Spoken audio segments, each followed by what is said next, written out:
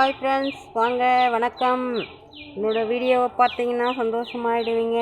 பாருங்கள், நான் சொன்னேன் இல்லைங்களா, ஒரே பூ அப்படியே ரோஸ் மாதிரி இருக்கும்னு சொன்னேன் இல்லைங்களா. எல்லாமே நான் சொல்கிறது உண்மையாக தான் சொல்வேன்.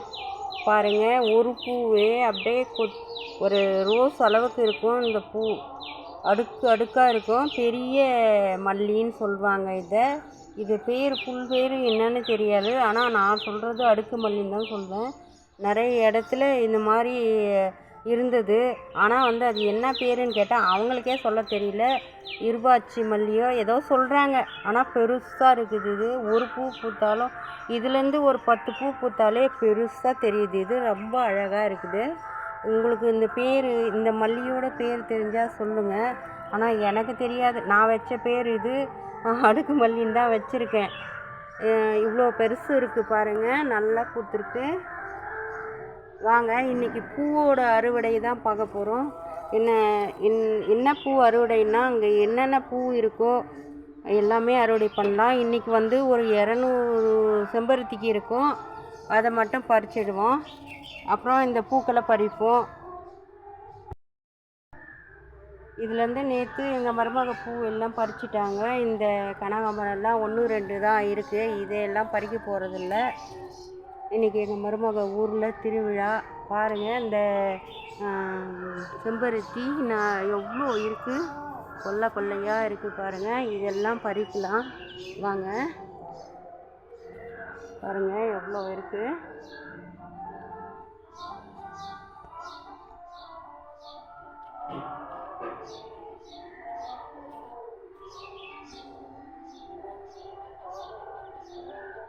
காலையில் ஒரு 50 பூக்கு பறிச்சிட்டேன். இங்கே எல்லாம் கொட்டி கிடந்தது, பறிச்சிட்டேன். இப்போ பின்னாடி அந்த பக்கம் இருக்குது. இது எல்லாமே பறிக்கலாம் வாங்க.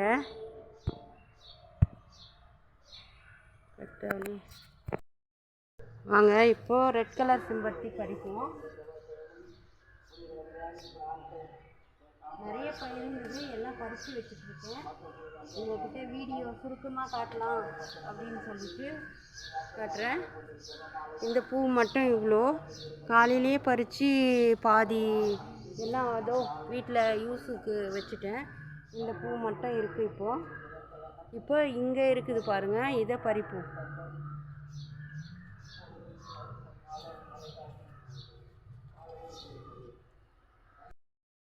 இந்த பொட்டு செம்பருத்தி இருக்குது, இதை பறிப்போம். பாருங்கள் எவ்வளோ இருக்குது. இதெல்லாம் பறிப்போம்.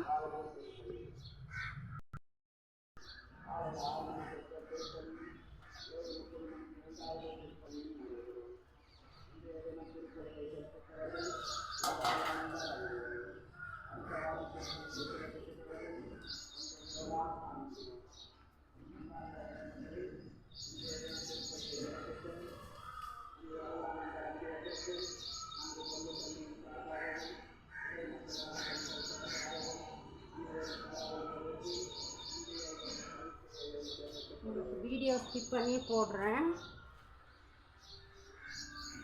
பறிச்சிட்டு போடுறேன்.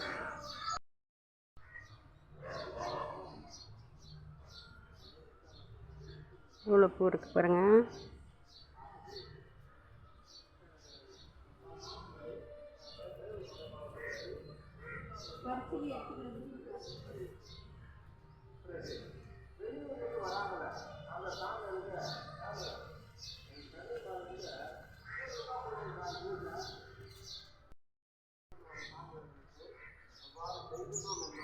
என்னோடய வீடியோ பார்த்தீங்கன்னா நீங்கள் சந்தோஷமாக ஆகிடுவீங்க ஃப்ரெண்ட்ஸ்.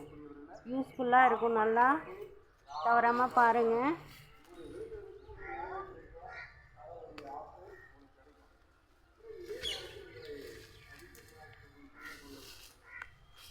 அந்த பக்கம் நிறைய இருந்தது.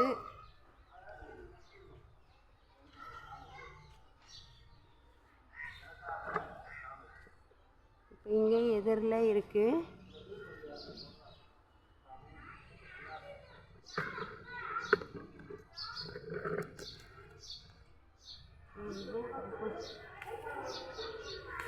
எப்பவும் ஒரு செடிக்காக ஒரு 2 பூ வெளியில் விட்டுட்டு பறிக்கணும். மொத்தத்தையும் பறிச்சிடக்கூடாது.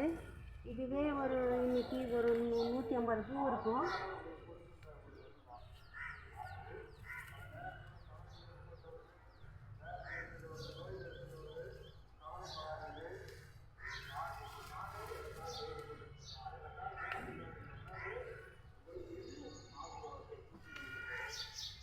இன்றைக்கி கோவில் திருவிழா, அதனால் மொத்தத்தையும் பறிக்கிறோம். எங்கள் மருமக ஊரில் திருவிழா, அதனால் இவ்வளோ கொல்லை பூவை பறிச்சிட்டோம்.